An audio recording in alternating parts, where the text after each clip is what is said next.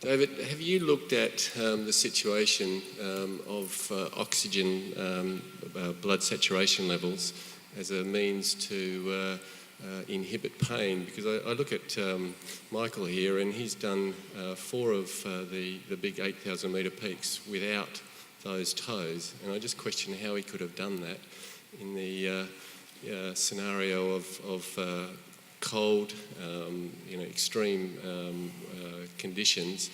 And I wonder whether it is oxygen deprivation that might have created a lessening of the pain. So have you looked at that at all? No.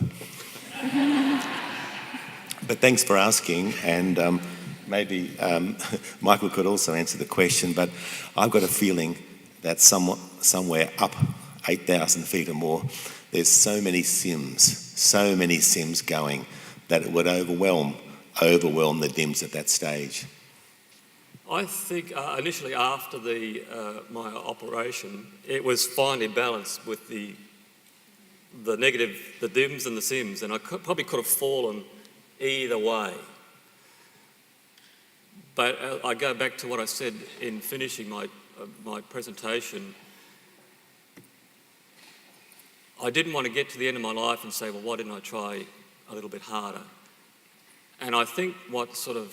I obviously had the desire to do something with my life and do it well and to the best of my ability. But you can have all the desire in the world if you don't have the self-discipline to do the uncomfortable things you need to do. And in my case, as I said, learning how to walk again was the hardest thing I've ever done. You're not going to climb too many mountains, or you're not going to learn to walk again. And I think, mainly from my mountaineering background, I found that resilience goes a long way to the end result or being successful. I think initially when I started to learn how to walk again, I was taking 1 step forward and sliding back 3, but after a while I'd take 3 steps forward and slide back 1. So I was getting over the hurdles, but they were slow. But the more I persisted, the better I got at overcoming the hurdle, I guess. Could I add in one point there, that I think if we had taken an assessment of Michael's self-efficacy, we would find even before his injury that he was really high on that, and that's got to be a significant feature of people who continue to do well in spite of all odds. And it's not the same for everybody, and it's those people who haven't got high levels of self-efficacy even in states of health that we need to be really aware of in states of ill health and needing our support in that situation. Hi guys, I just like all 3 of your opinion on,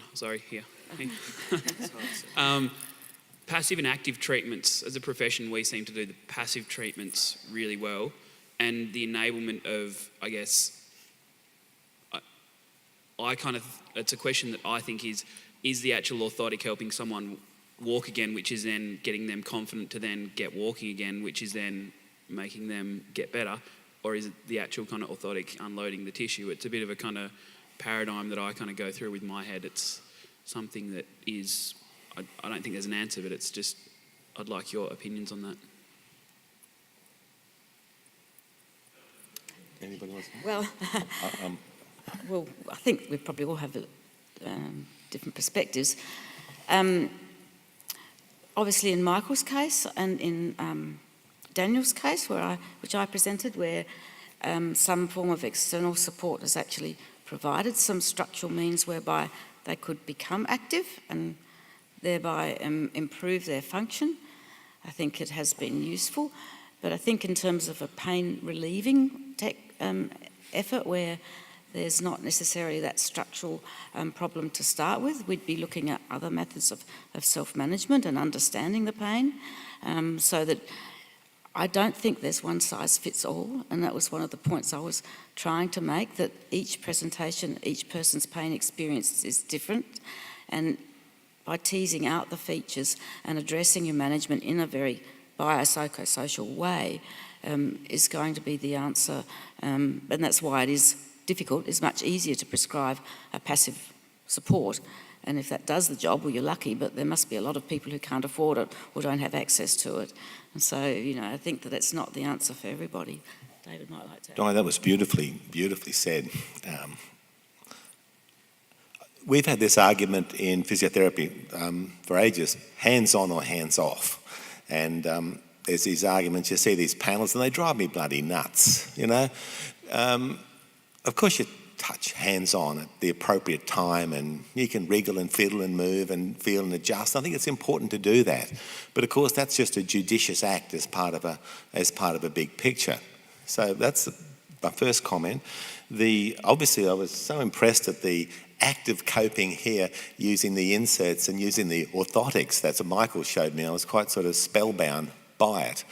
But I do not know the data on orthotic outcome, but my suggestion would be that a lot of its early benefit might be just taking away some of the fear of movement, as you said. And I think that avenue needs to be very carefully analysed and perhaps experimented with by the profession here. Of course, if the orthotic is used for enough time, long enough, it will also become embodied in the foot, in the brain, which might be a really, really good thing, as in Michael's case, but it might be a really, really bad thing in somebody with an ongoing chronic pain. So there's big questions for research there. David, can I ask about, have you looked at pain perception and sleep?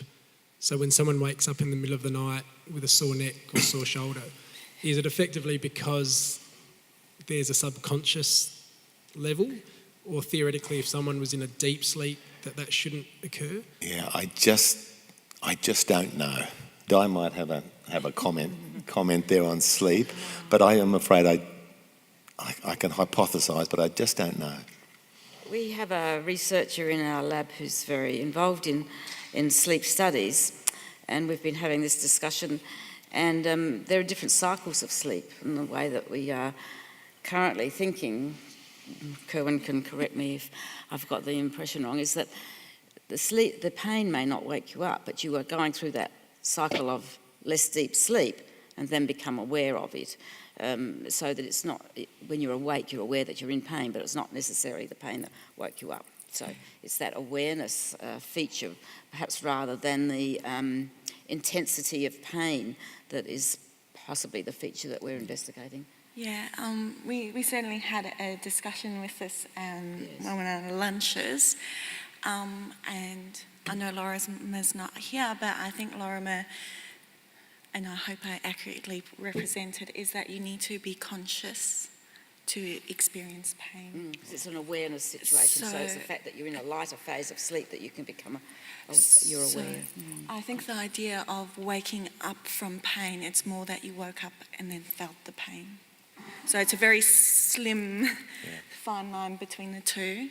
But would you agree? I think so, and it's an area of investigation because although there's been lots of sleep labs and sleep studies, we're just starting to look at sleep cycles with people with pain, and they're doing that with people with fibromyalgia to look at if their sleep cycles are actually different.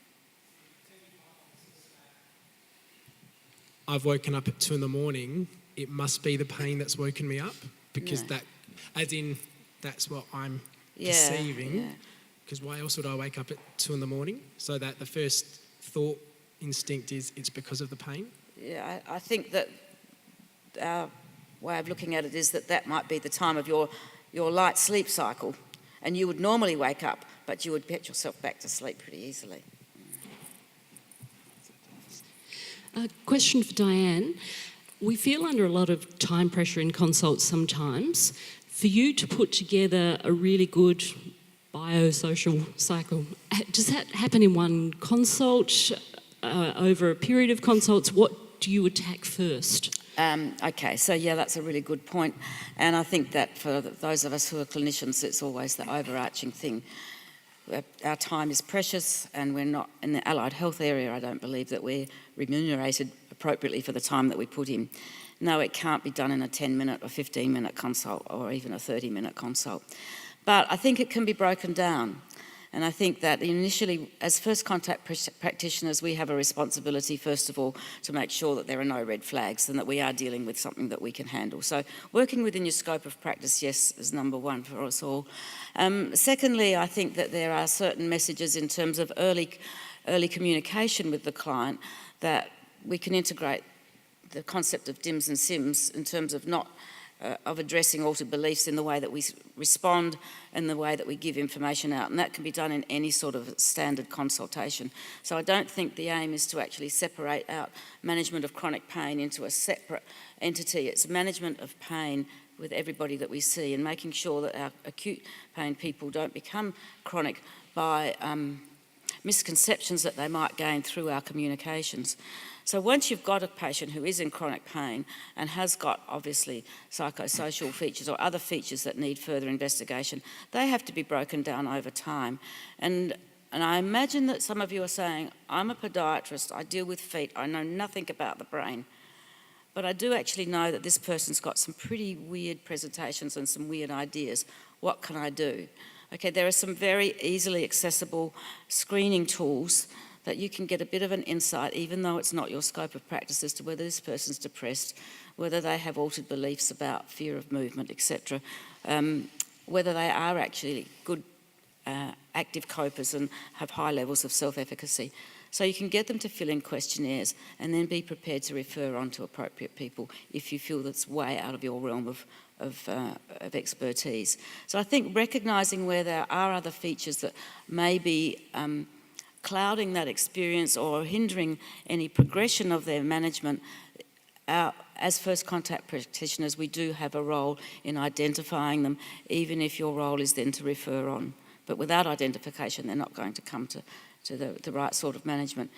If you are confident in managing them, then I think it is a matter of breaking it down, and you might be able to only do some pain education in one session. We now, as a physio profession, are saying pain education or biology of pain education is a form of management. So I'm going to negotiate that next session we're going to sit down and we're going to actually discuss these pain mechanisms and how they're impacting on you. And then the following session we'll integrate that into your management program with exercise or whatever. So we do break it down bit by bit because we are constrained by time, yes. My question is about, particularly, Michael, your experience of resilience, but I'm interested in the panel's opinion on, is resilience a learnable trait? Is self-efficacy an ability that can be enhanced or increased? Well, for me, absolutely. Absolutely. It can be learned. We can help people learn it. We can help people learn it. We can make people aware. I think if we just use that dim-sim language again, making people aware of the sims out there would be probably the most simple way to start to learn forms of resilience, forms of or to pick up other avenues to go to for help, support. You know, resilience, it depends how you define it, of course, is a very, very broad thing, but I would say, yes, it certainly can be learned and we can help people learn it. So, Diane, you mentioned about Michael's efficacy levels prior to the event. I guess the question I'm looking to answer is, some people just seem to be inherently more resilient than others, and is there a way for us to enhance those people who may be on a lower scale so that there can be a greater level of efficacy and results in their treatment outcomes or management outcomes? Yeah, I think, you know, you're really delving into the psychological aspects of management, which we can't shy away from. They're there, and we have a big impact on everybody that we meet because we have that interpersonal rapport, and I guess that's what has driven most of us into these fields in the first place, is that patient contact is really important to us. In the literature, there is no sort of pain personality identified, but we do know that there are certain features of personality that we see more often in people who develop chronic pain and may have decreased resilience. And certainly positive thinking is one of those things. Now, Michael would never, ever have climbed all those mountains in the first place if he wasn't a great positive thinker. And so that is turning your DIMS into your SIMS, is positive thinking about yourself.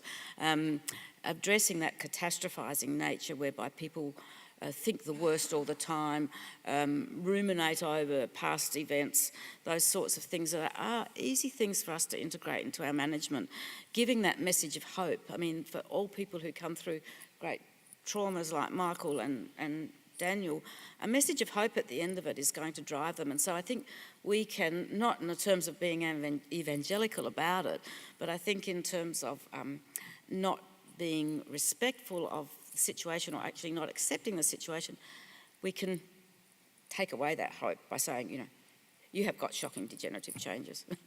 This is old age. I love one of David's saying that people come and say, look, oh, my knee's shot, it's old age, and David will retort by saying, well, isn't it the same age as the other one, you know? So, you know, just little cues like that all along the way. We don't have to be experts or psychologists to be able to reinforce positive messages and increase a person's belief in themselves that they can actually manage it. And that's the biology of pain education, is also giving explanations for why they're experiencing levels of pain other than ongoing tissue damage. So all of that packaged together can actually build psychological resilience. And then with the physical resilience, I think we're looking at the ways of behaviour in terms of either graded activity, in terms of gradually building up so that tissues have a chance to increase their resilience, or in Daniel's case, actually pacing back a bit so that you're not exceeding that tissue's level of resilience all the time in their exercise program and daily activities. I don't know whether you would probably like to add to that, because you've had that experience personally. Yeah, I can say that from my personal point of view that I do agree with that the resilience can be improved. I believe it was a weak point of mine when I first started Himalayan climbing, but over the years it became a strong point. How that happened, I don't really understand.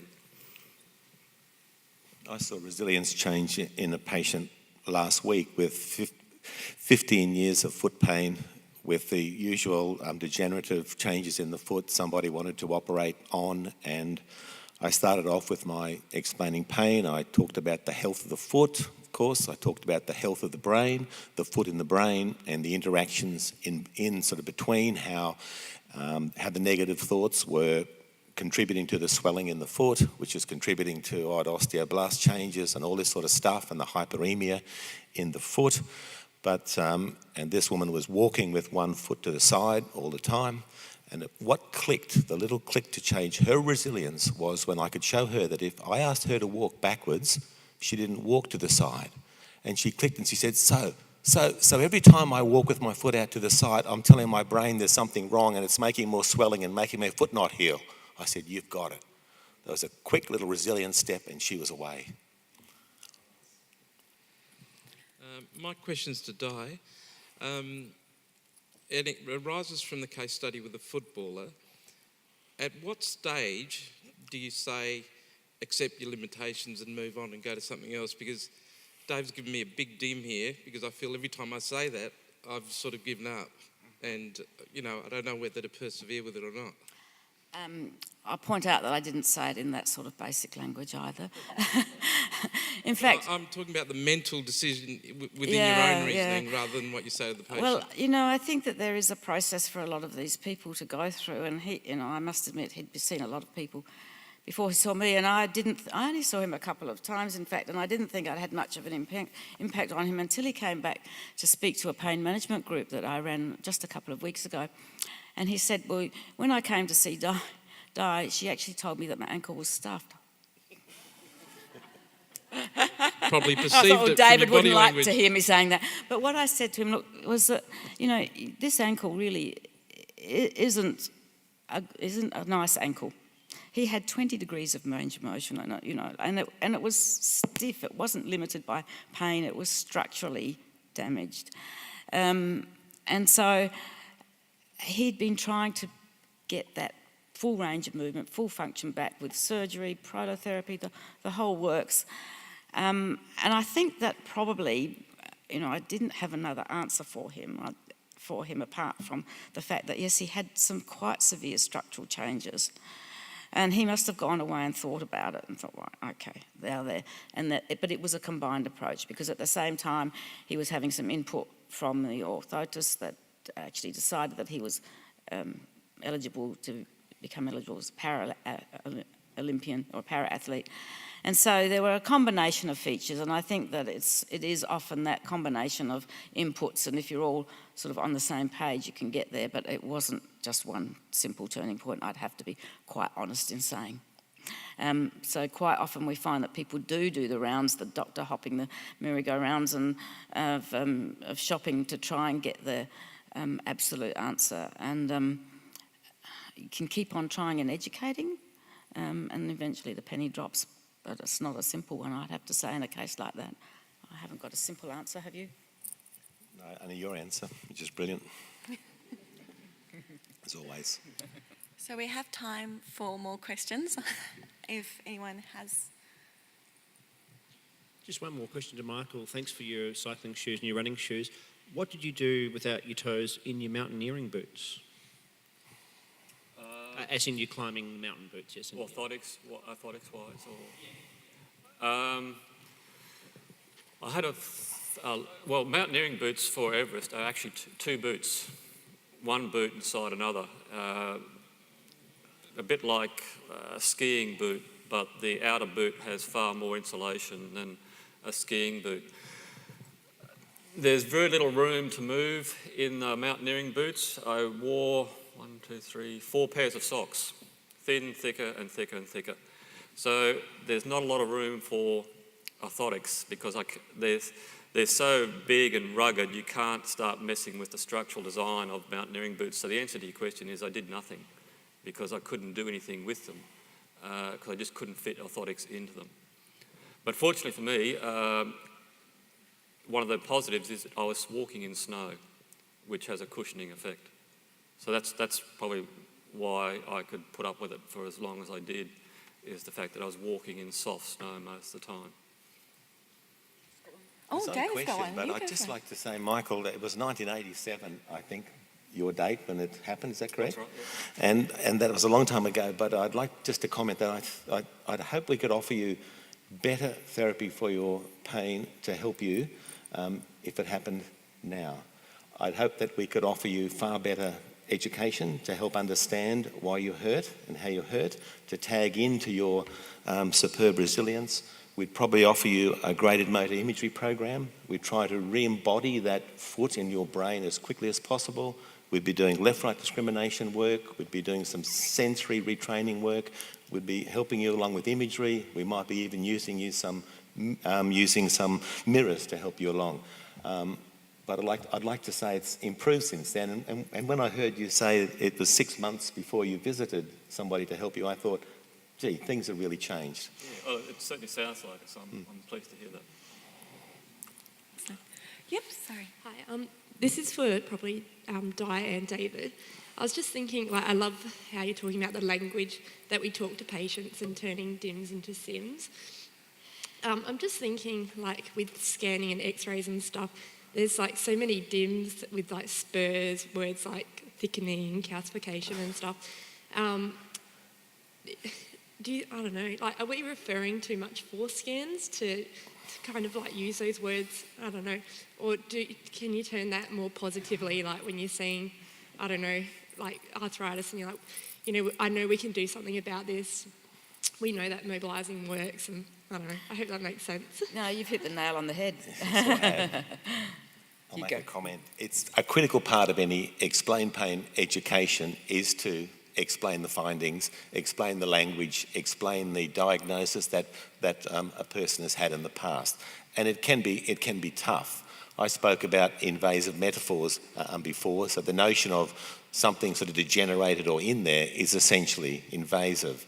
Di might comment, but there are also some shifts to try and change the language that radiologists report, or to just say what this might sort of relate to an existing age. So this is a 50-year-old, these are reasonable findings on a 50-year-old foot. But yeah, we're often changing sort of degeneration. You heard me use the stable platform. I love the kisses of time. These are normal age changes. Everybody would have these. I'm often telling people that if an orthopaedic surgeon went into a theatre that was showing a movie that attracted a wide age group, something like the Marigold Hotel, that on current criteria, 70% of people in there need an operation now. So there's a bit of a problem there. So I introduced that conflict, but I often find myself going back to the kisses of time. Your scans are showing a life story. And we have another researcher in our group who's interested in looking at changing the way radiologists report spinal imaging. You may not be quite so involved in spinal imaging, but there seems to be another level of fear involved in interpretation of spinal imaging reports. And I think, and this is just my own opinion, but I think since now everybody has either a CT or an MRI, and not just a plain X-ray when they have a presentation of back pain, that we are seeing a lot more false positives. It's showing up every change, which are completely within normal limits. And so I do have a hypothesis that we're adding to people's fear of trauma by the minutiae reported in some of this imaging report. And we are looking at, can that be changed? Does it have an impact, especially on those people with ongoing pain? Any more? Yep. I have one quick question, which is, Di, can you clarify where the flag system for us? Flag system? So when you talk about red flags and yellow flags. And Okay. So I think red flags, we do have a flag system of red, yellow, blue, black flags, and the blue and the black flags relate more to occupational and workplace type of alarms, I suppose. Yellow flags relate to psychosocial issues which may be present in a clinical presentation, and red flags relate to the really potentially serious pathology. Thank you very much, all of you, for your time and for educating us. Thank you.